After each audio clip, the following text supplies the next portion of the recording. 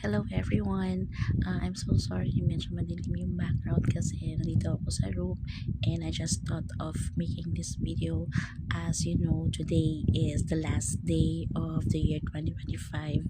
Actually, I felt a little emotional today, pero salamat sa lahat ng mga tao na hindi ako iniwan this year.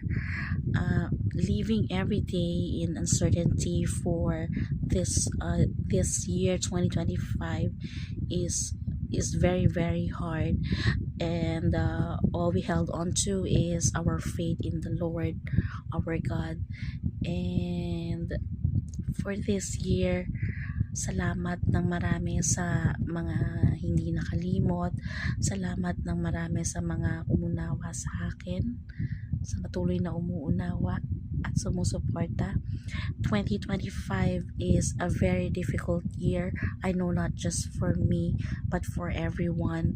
But personally, we had problems or health problems in our family for the whole year. And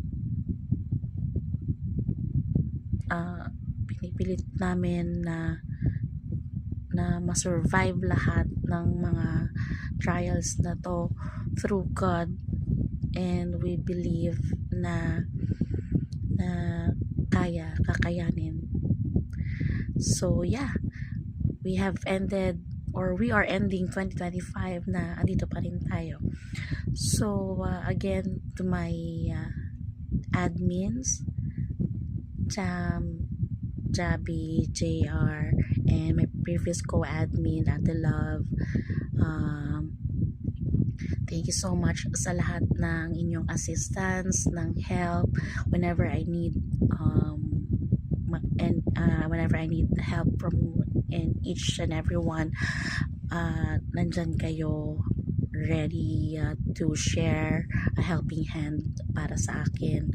And also, thank you so much sa aking Share Our Strength Squad or SOS Squad sa Mobile Legend Group.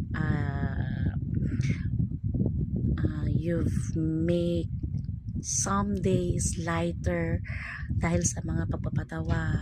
But thank you to my admin Jam, who's been who's been our sergeant at arms. Ayun. Kapag may mga misunderstandings, may mga tampuhan, may mga away sa group, sa squad, so